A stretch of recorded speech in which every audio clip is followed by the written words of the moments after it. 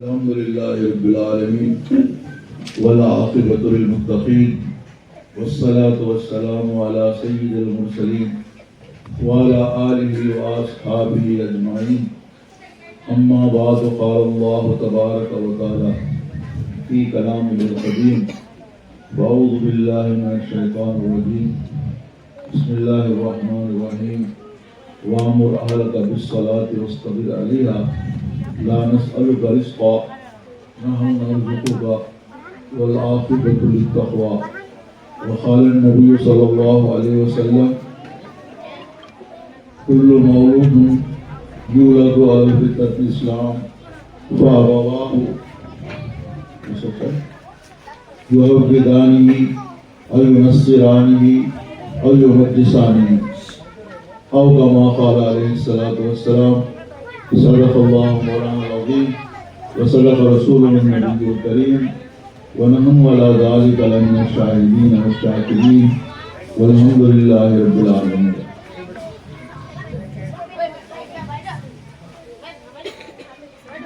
محترم بزرگوں اور دوستو، یہ مدرسہ، یہ مکتب، اس کا کنیکشن، اس کا تعلق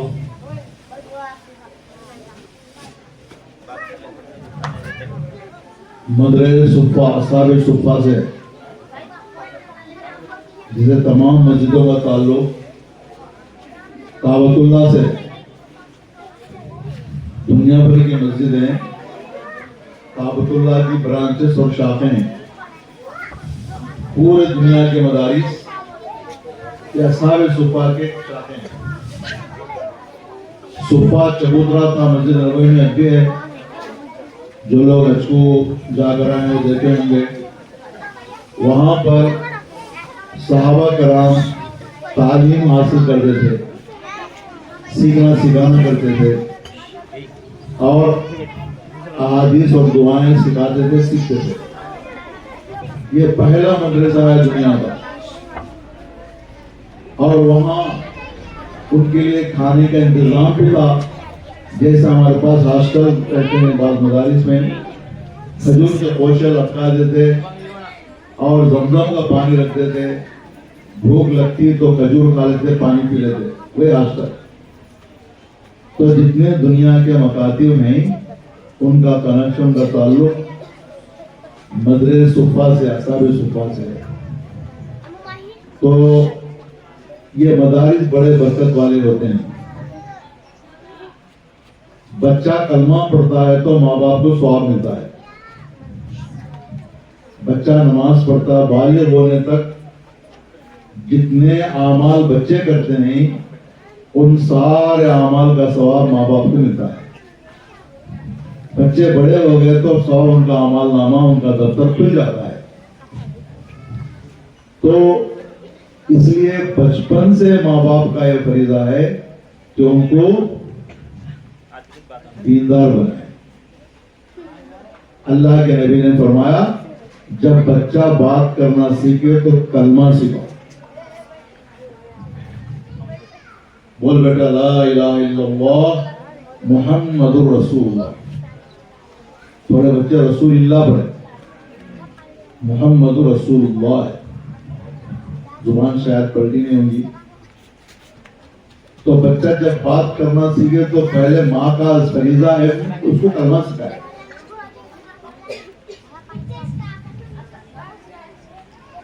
کام چھوڑ رہا ڈسٹرب ہو رہا ہے. آپ بات کر رہا ہوں. ہاں اس خاموش ادب سے بڑھو. بڑھ جائے ایک 15-20 منٹ کا بات کریں.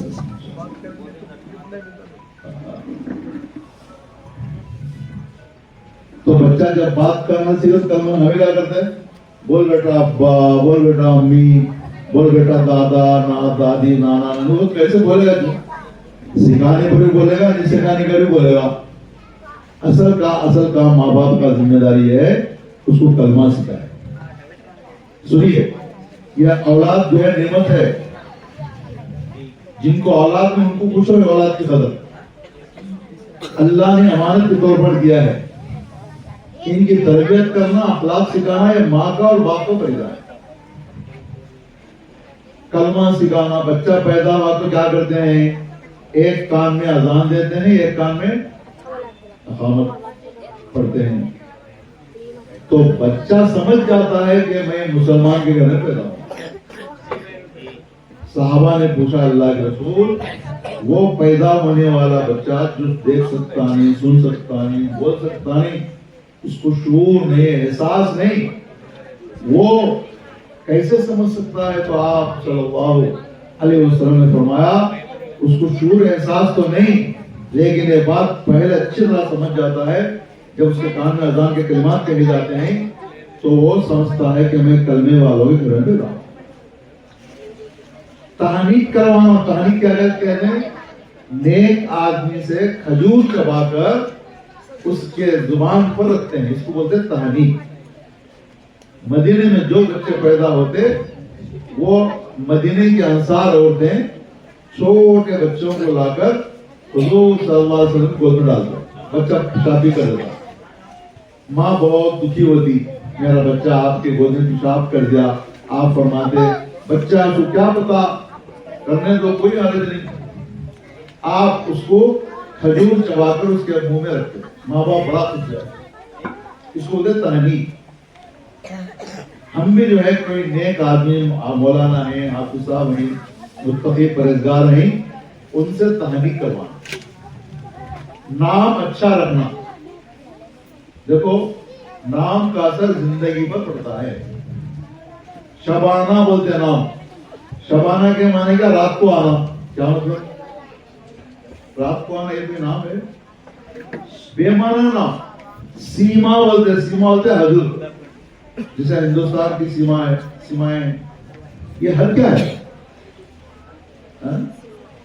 ایسے سے عجیب نامہ جو کوئی نہ رکھے ہو, ایسے نامہ رکھنا پسند کرتے ہیں. یاد رکھو نام کا اثر زندگی پر ضرور پڑتا ہے. اس لیے ماں باپ کا اولین فریضہ ہے کہ وہ بچوں کا نام اچھا رکھے. ہم یہاں نام رکھتے ہیں, وہاں فرشتوں کی فہرست میں لکھ دیا جاتا ہے.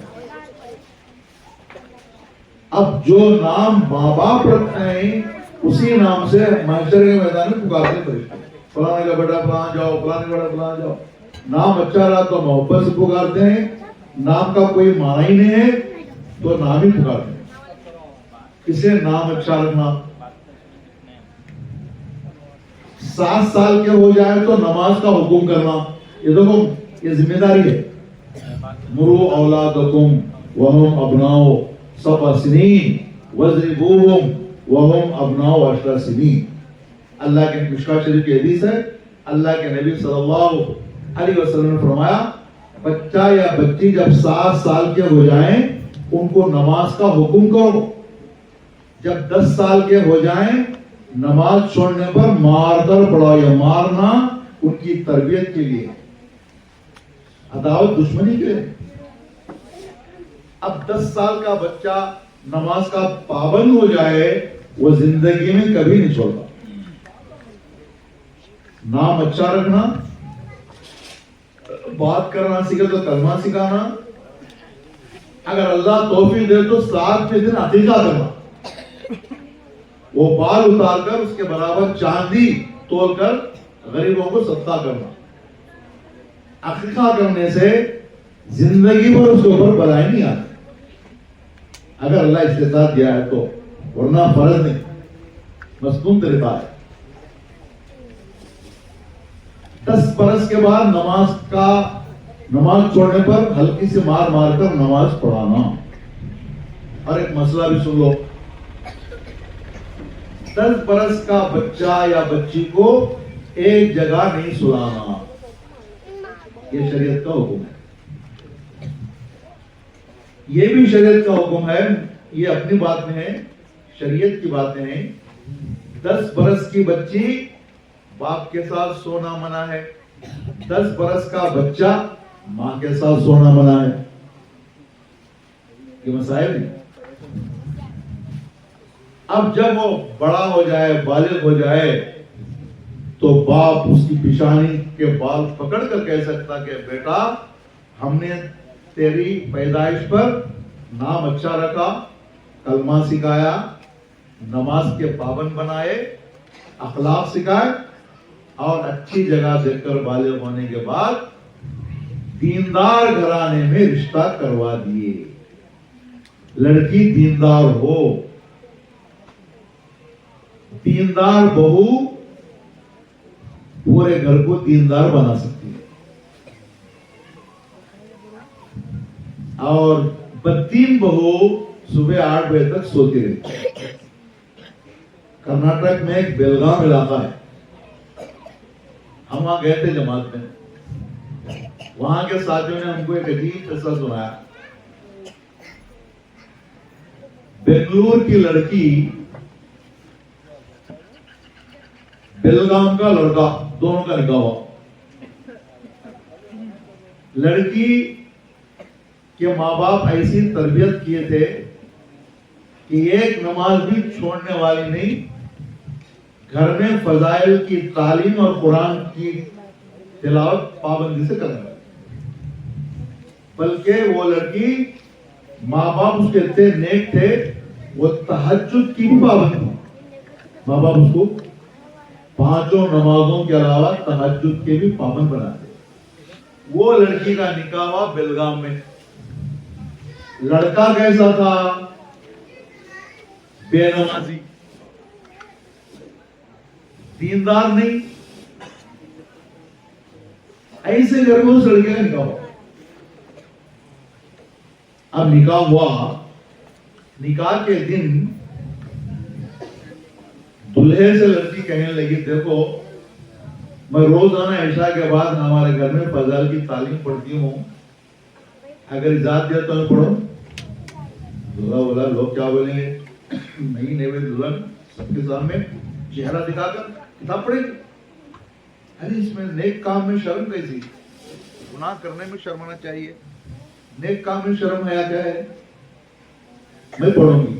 تو دلہے نے کہا اچھا اچھی بات ہے، ماں سے پوچھ لوں گا. میں ماں کو جا کو کہا، بیٹا امی تمہاری بہو کچھ کتاب لائی ہے، وہ انہوں جو ہے قرآن بھی تحفے میں دیے تھے جہیز میں، اور فضائل کتاب بھی دیے تھے.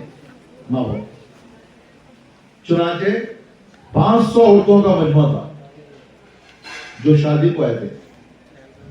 نئی دلہن، بالکل ایک دن کی دلہن، پوری عورتوں میں کھڑے ہو کر فضائل نماز، فضائل ذکر، فضائل درود شریف، عورتوں کی قربانیاں، چھوٹے بچوں کے مجاہدے، یہ سب جو پڑھی تو وہ چھوٹا مجاہدہ اس دلہن کا کہ نئی نویلی دلہن بغیر شرمائے 500 عورتوں میں پڑھنا، یہ ایک بڑا مجاہدہ ہے.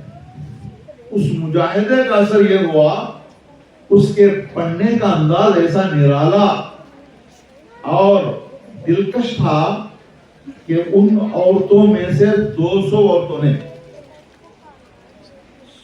ایک مرتبہ فضائل نماز پڑھنے کی برکت سے اس مجمع میں سے 200 عورتوں نے ارادہ کر لیا ہم بھی نماز کی پابندی کریں گے. اب تک نماز کیا چیز جانتے نہیں. وہاں کے بیلگام کے اقبال صاحب تھے اس کی ذمہ دار. انہوں نے کہا اس نکاح میں 500 عورتوں میں سے ایک دیندار لڑکی کی تعلیم کی برکت سے 200 عورتیں نمازی بنی. وہ کیسی لڑکی ہوں گی؟ اب رات تھی، شادی کی پہلی رات. وہ لڑکی کو تہجد پڑھنے کا شوق تھا، پابندی تھی. 4 بجے دلہے سے بولی تم اجازت دے تو میں 4 کا تہجد پڑھوں. میں فجر کی نماز نہیں پڑھتا تو تہجد پڑھ بولتی ہے. ہمارے پاس کیا سویا نہیں جی، دیکھو میری عادت ہے، نہیں پڑھے تو مجھے بڑی بے چینی ہوتی ہے، تم اجازت دو میں تہجد پڑھ لیتا ہوں. یہ کیا تہجد بڑے سویا نہیں جی، ذرا میری بات سنو، غور کرو، میں پڑھ لے، تمہاری کوئی تکلیف نہیں، تمہاری کوئی تکلیف نہیں، میں پڑھ لیتا ہوں. چنانچہ بہت دھتکارنے کے بعد شوہر صاحب اجازت دے دیے، جا پڑھیا. اب وہ جو بھی کام آتا کر لے کر 2-4 رکعت تہجد پڑھی. ساس کو اٹھا رہا ہو، اماں نماز پڑھو، میں بھی پڑھ رہا ہوں. ہے کہ نماز میں ہے تہجد ماں تہجد. یہ تہجد رات کو اٹھ کر 2-4 رکعت پڑھے تو اللہ بڑا خوش ہوتا ہے. اب نئی دلہن کے بعد کہیں بھی نکال دو تہجد ساتھ پڑھنا شروع کرے. شوہر کو فجر کو اٹھو جی جلدی بائیں نہ لو نماز پڑھ جاؤ. یہ کیا تم میرے پیچھے پڑے تہجد پڑھ تو بولتے ہیں فجر پڑھو بولتے ہیں کہاں سے تو کرے مجھے ستا نہیں آتا. نہیں یہ ستا نہیں ہے دین کا اللہ کا حکم ہے مان لو. شوہر کو غسل کرائی نماز کو بھیجی.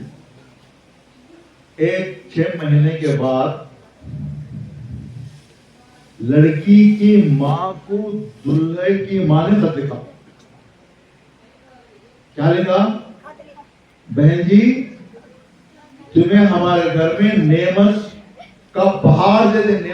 نعمتیں دی ہیں. تمہاری ایسی بیٹی ہم کو بہو بنا کر بھیجے نہیں کہ ہم نماز کیا ہے جانتے نہیں تھے, ذکر کیا ہے جانتے نہیں تھے, قرآن کو جانتے نہیں تھے. جب سے تمہاری بیٹی بہو بن کر ہمارے گھر میں آئی ہمارا پورا گھرانہ نمازی دیندار متقی پرہیزگار بن گیا ہے. اسی لیے کہتے ہیں ایک عورت کی دینداری سے پورا خاندان دیندار بن سکتا ہے. اس لیے یہ مدارس یا مکاتب بچیاں جو عقائد کے بارے میں اور جو ہے حدیث سنائے, کلمے سنائے, دعائیں سکھائے, آپ اسے مکالمہ کرے. اب یہ بچوں کو اللہ ضائع نہیں کرتا. یہ مکاتب یہ بنیادی تعلیم ہے, اس کو کنٹینیو کرنا. دنیاوی تعلیم پڑھانا منع نہیں ہے, لیکن ایسے مکاتب میں اپنے بچوں کو چھوڑ کر یہ بچہ یا بچی جب بڑے ہوں گے تو ہمارے دنیا آخرت میں خیر کا ذکر. ماں باپ کے لیے اولاد کی دعا قبول ہوتی ہے, اولاد کے حق میں ماں باپ کی دعا قبول ہوتی ہے. دیکھو دنیا دین کے تابع ہے, دین دنیا کے تابع نہیں ہے. زندگی میں دینداری آ گئی اللہ دنیا قدموں میں لا کر ڈالے گا. اگر دین سے خالی نہیں مقدر کی دنیا ملے گی, بغیر دین کے دنیا سے چلے جانا پڑے گا جو آخرت میں پچھتانا پڑے گا. یہ مدارس یہ مکاتب یہ ہمارے بچوں کے اوپر جو اساتذہ تربیت کرنی ہے ان کا بڑا احسان ہے. قرآن سکھا رہی ہیں قواعد کے ساتھ, تجوید کے ساتھ. پورے 100 یا 150 مکانات یہاں موجود ہیں. ان سب کی ذمہ داری ہے کہ اس مکتب کی نگرانی بھی کرنا, مدد بھی کرنا, حفاظت بھی کرنا, اچھی نظر سے دیکھنا, اس کو آگے بڑھانے کی کوشش کرنا. ناظرہ شروع کراؤ, شعبہ حفظ شروع کراؤ, اور اللہ چاہے تو شعبہ عالمیت بھی شروع کر سکتے ہیں. بچے عالم بنی, حافظ بنی, ماں باپ کے لیے قیامت میں نجات کا ذریعہ بنے گی, جنت میں لے جانے کا ذریعہ بنے گی. جیسے ماں باپ کے سامنے بچے لاڑ کرتے ہیں, اللہ کے سامنے بچے لاڑ کریں گے. اللہ ہمارے ماں باپ کہاں ہیں؟ تمہارے ماں باپ ذرا بڑے بڑے گناہ کرے ہیں, ذرا جہنم کی سیر کریں. نہیں, ہم جنت میں نہیں جائیں گے جب تک ہمارے باپ کو جنت میں ہمارے ساتھ نہیں لے سکتے. بچے ضد کریں, یہ پڑھنے والے بچے اللہ جو ہے ان کی ضد کے سامنے مان لیں گے. ٹھیک ہے بیٹا تمہارے ماں باپ تھے تو گناہگار, لیکن تمہاری سفارش پر ہمیں تمہارے ماں باپ کو بھی تمہارے ساتھ جنت میں بھیج دیتے. یہ دیندار بچوں کی ضد اللہ بھی سن لیتے ہیں, اللہ ہی پوری کر لیتے ہیں. اس لیے ان کو نمازی بناؤ. ماں کا بچے کا پہلا گود ماں کا مدرسہ ہو. بچے کا پہلا مدرسہ ماں کا گود, بچے کا پہلا مدرسہ ماں کا گود. اس لیے ماں بھی نیک بننا, نمازی بننا. حضرت امام اعظم ابو حنیفہ رحمۃ اللہ علیہ ان کے ایک شاگرد امام محمد, امام یوسف, ان کو صاحبین کہتے ہیں. تو ان کی بیوی ایک مرتبہ ظہر کی نماز چھوڑ دی, روٹی پکئی, تو امام محمد نے کہا میں تمہارے ہاتھ کی روٹی نہیں کھاتا. کیوں جی کیوں نہیں کھاتے؟ کہ میں ظہر نہیں پڑھے نہیں, نماز چھوڑ کر پکایا نہیں, اور نماز چھوڑنے کا اثر روٹی پر پڑے گا. اگر میں روٹی کھا لیا تو میرے اندر سے بھی نماز کا شور نکل جائے گا, میں روٹی نہیں کھاتا. ایک نماز کے چھوڑنے پر شور روٹی کھائے. کیوں؟ زندگی کا اثر پکوان پر پڑتا ہے. یاد رکھو, عورتیں نمازی, تہجد گزار, تلاوت کرنے والی اگر ایک چاول پکائیں گی, سالن پکائیں گی, گوشت دال پکائیں گی, ترکاری پکائیں گی, روٹی پکائیں گی, کھانے والے ولیٰ بنیں گے, نمازی بنیں گے, گھر میں دینداری آئے گی. دیکھو سب کچھ دینداری ہے, بددینی اللہ کو پسند ہے. بددینی جو ہے اللہ کو پسند ہے. اس لیے یہاں بہت سارے خواتین بیٹھی ہیں, وہ بھی سن لیں کہ اب جو ہے اثر نو, ویسے تو پورے کے پورے نمازی ہوں گے, دیندار ہوں گے, بدگمانی تو نہیں کر سکتے. اگر خدا نہ خواستہ اب تک اگر کسی کی نماز چھوٹی نہیں, نماز کے پابند نہیں ہے, اس مدرسے کے مبارک جلسے میں تمام خواتین اس بات کا تہیہ ارادہ کر لیں کہ انشاءاللہ اب سے لے کر جب تک دنیا میں رہیں گے 5 وقت نماز کی پابندی کریں گے اور بچوں کو کروائیں گے, اور مرد حضرات اس کی پابندی کریں. بچے کے اندر نقل کی عادت ہوتی ہے, ماں کی نقل. ماں سیدھے ہاتھ سے پانی پیتے تو بچہ بھی سیدھے ہاتھ سے پیتا ہے. ماں دائیں سے پانی پی, بچہ بھی دائیں سے پانی پیتا ہے. ماں کھڑے ہو کر پانی پیتے تو بچہ بھی کھڑے ہو کر. ماں بیٹھ کر پانی پیتی ہے تو بچہ بھی بیٹھ کر پیتا ہے. ماں زور سے بسم اللہ بول کر پیتی ہے تو بچہ بھی بسم اللہ بول کر پیے گا. سکھانے کی ضرورت نہیں. ماں کے تمام کام بچوں پر اثر ڈالتے ہیں. اسی لیے بچوں کے سامنے غلط کام نہیں کرنا, کوسنا, گالی دینا, برا بھلا کہنا, غیبت کرنا, یہ بچے غور سے سنتے ہیں, وہ بھی سیکھ لیتے ہیں. اچھے آداب, اچھی تربیت, اچھے اخلاق ان کو سکھائیں گے, یہ بچے ہمارے دنیا میں نجات, آخرت میں کامیابی کریں گے. یہ بچے معمولی نہیں ہیں, یہ اللہ کی طرف سے ایک عطیہ ہے, ایک دین ہے, ایک نعمت ہے. یہ نعمت کی قدردانی کیا ہے؟ ان کو دیندار بنانا, ان کو اللہ والے بنانا, نمازی بنانا. یہ ماں کی ذمہ داری ہے. ماں ہاتھ اٹھاتی ہے تو بچہ بھی دوڑاتا ہے, چھوٹا بچہ. ماں رکوع کرتی ہے تو بچہ بھی رکوع سکتا, ماں کی نقل. اس لیے مائیں بھی اگر دیندار نمازی نہیں بنیں گی تو بغیر بولے بچے نہیں بنیں گے.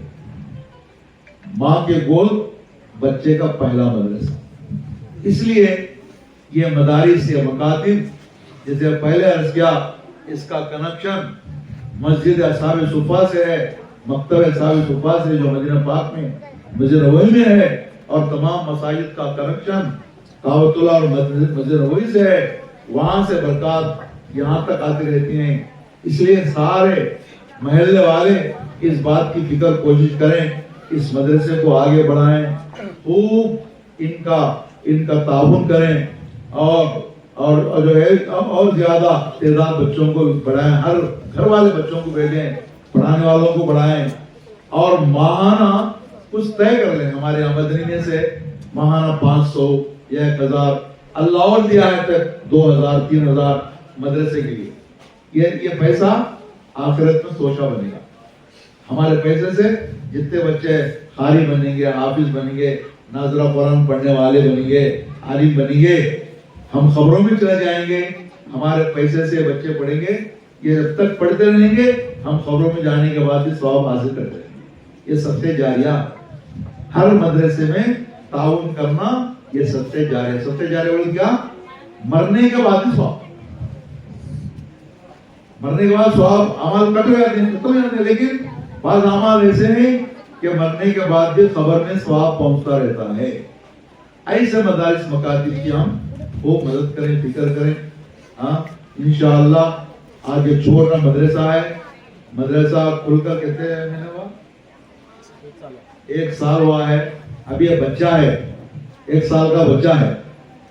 اب 15 سال 2 سال کا بچہ ہوگا, اس کے بعد بڑا بنے گا, اس کے بعد بچہ آئیں گے, داڑھی آئے گی اور بڑا بنے گا.